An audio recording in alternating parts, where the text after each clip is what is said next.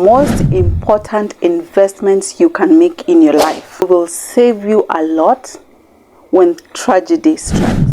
If you have not invested in these three things, then I will urge you, I will beg you to take your time and invest in these three.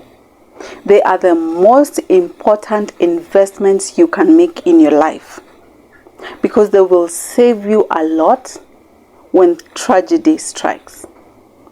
These three investments, I did not know about them for the longest time, or I heard about them, but I never put a lot of attention to them until tragedy struck on me. And that's why I have decided to share this, so that someone else can know and start investing in them, because it will save you a lot of trauma, a lot of money. The first one is medical insurance cover. This is the honest truth. You are one disease close to being bankrupt. The moment a disease strikes and it hits you, you get so sick, you take all the money you have invested, all the money you have been saving, you end up bankrupt, you end up from zero. And at times you find people going out there to do harambes, not because they are poor, but because all the money they had saved has gone into these things. But if you can be able to invest your money when you are healthy, when you're still strong, in medical insurance covers, you will see the goodness of it when tragedy strikes. Not everybody likes to be told, but sickness, it's something that doesn't knock or tell you that it's coming. It just comes.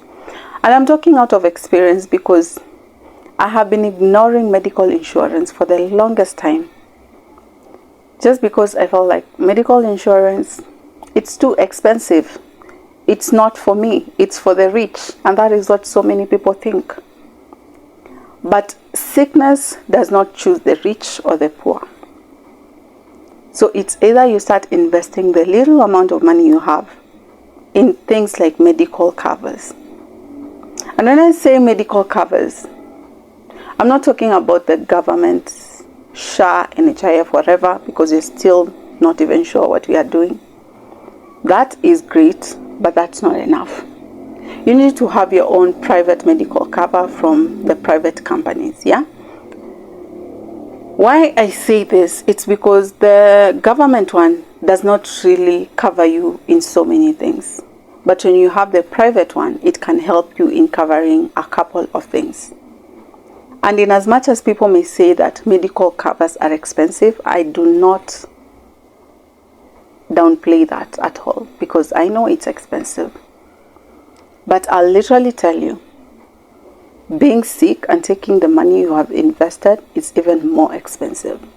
I will urge anyone to take the next 6 months of this year, to saving for your first medical cover. But you cannot be able to start saving if you do not know. So the first thing is, I'll urge you to go and do your research. Reach out to these medical insurance cover companies. Ask them as many questions as you can.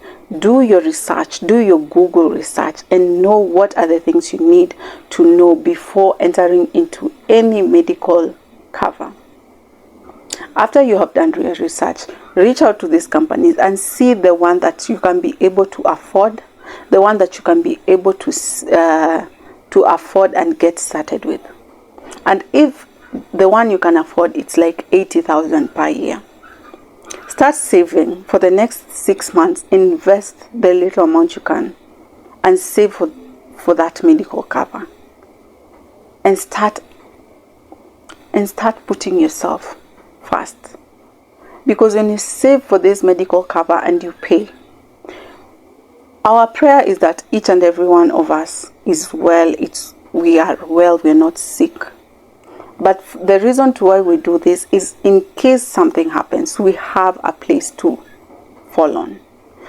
We have a place that you can be able to be like, okay, I'm sick, this and this has happened, but at least I have somewhere that this money is coming from, not from my savings. So in case after I come out of this sickness, I still can be able to have my own saving secured for me. You get it?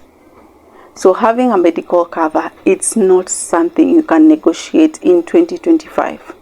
You need to invest for you. If you're a family person, invest for your whole family. If you're a single person, invest for yourself. Even if you'll have to go through harambes or anything, but at least you have something that you have started with.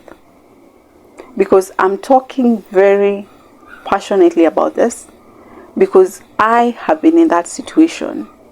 I have been sick for almost 1 month, and I did not have a medical cover. I have seen the side effect of not having one, and that's why I'm here to tell someone, just have it, because I'm literally working towards it. Like I'm putting my savings for the next 3 months. I need to have this medical cover. I do not want to be ambushed, because I'm not such a sickly person. So when I got sick, it ambushed me, and this made me to be like, I need to tell people, just invest in a medical cover. It will save you a lot of money. It will save you a lot of trauma. The second one on the list is your emergency fund. Your emergency fund is not the money you want to take to pay for your bills in terms of your hospital bills. Your emergency fund is to help you in case something happens in terms of your business or in terms of your workplace, because that is the income you get for you to sustain you. So in case your business does not bring in the money, or something just happens, you lose your business, or in case you lose your job, or you're sick, you cannot be able to go to do the things you need to do, this money can help you cover for the things like your house rent, your bills, house bills, your food, and all this. So your emergency fund should not be the one you'll be taking to pay your hospital bills. It should be the one that should help you when it comes to paying for your normal bills, from rent to house and everything. And when it comes to your emergency fund, they normally say the least amount when it comes to saving for emergency should be 3 months. So if your household uses 50,000 a month, you need to save for 3 months, which is 150. And for this 150, it can secure you for the next 3 months in case something happens and you cannot be able to have the strength, or you cannot be able to come out of that situation for 3 months. So the least amount you can start with saving for emergency fund is for 3 months. And when it comes to emergency fund, when it comes to saving for emergency fund, it's not like you need to have a particular amount of money to get started with. No.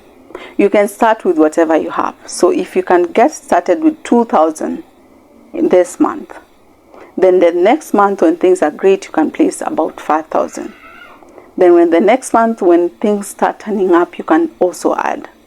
But you need to start. If you can start with as low as 500, start. And the best place I would urge anyone to get started when it comes to saving for the emergency fund, it's on a money market fund. And I say a money market fund because it's easier for you to access your money within 48 hours. You can be able to access your money.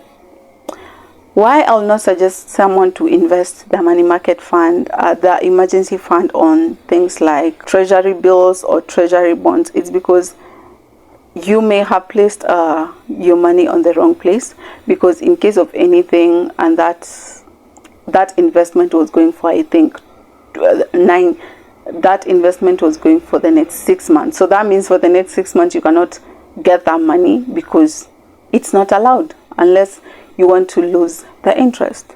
Okay, so invest your emergency fund on money market funds, where you can be able to access your money very easily in case of an emergency, in case of something that falls you.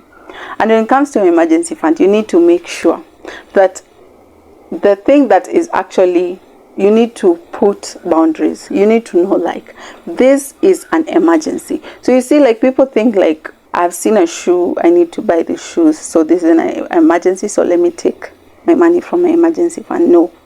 Your emergency fund is not for buying the things that you have been wishing to buy. No.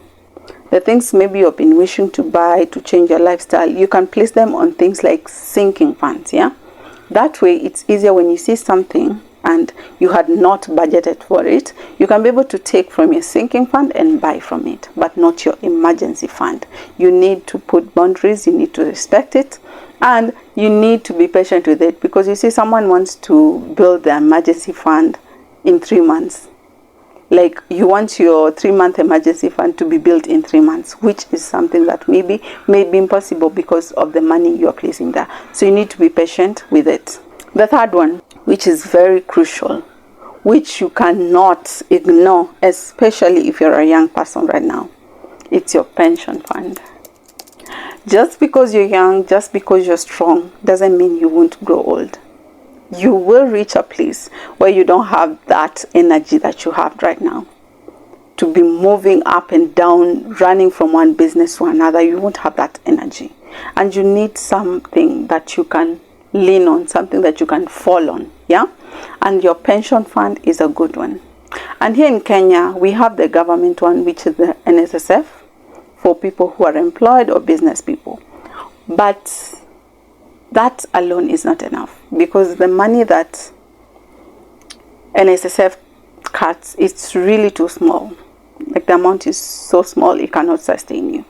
So I will suggest for someone to have a personal pension fund where you can just be placing your money on a monthly basis. Why I say that you need to have a personal pension fund, it's because a personal pension fund will help you to be able to put at least a good amount of money that can save you in your old age. So you can decide to be placing 3,000 as your pension fund, or 5,000 as your pension fund every month. So by the time you're retiring, or 30-40 years, after 30-40 years, that money will have grown into a good amount of money that can sustain you.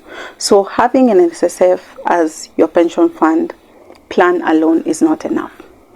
You need to have your personal pension fund, so that after you have grown old, you don't want to take your baggage to your children, because that is why black tax is affecting so many people.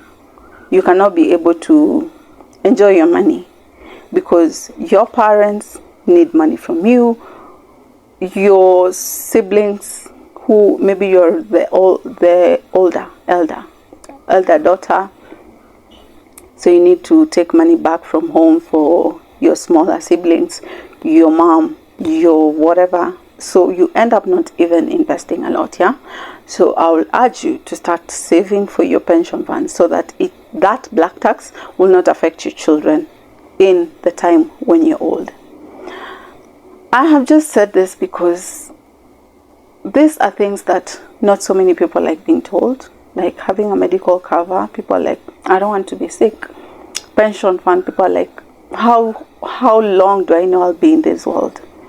But guess what? If you decide to say, I'm not saving for my pension fund because I don't know how long I'll be, and then God gives you the grace, God gives you the energy, you stay till you're 65, you're 70, and then you start remembering how you had so much money, but you could not be able to save it. Now at your old age, you have to be begging, you have to rely on your children the way maybe your parents relied on you, and that cycle will continue and it will keep on continuing. So you need to be the one that can be able to break that cycle, and you need to be the one that can be able to invest in this thing, in these three things, or even more, because the Bible says, should I take the Bible? Okay, I'll put the verse here so that you can be able to go and read for yourself. I don't know everything about it, but I know it's about investing in multiple ways. Yeah. So I hope you have found value, and I hope you're going to do something with this knowledge you have gotten here, because I'm also in the process of working on these things.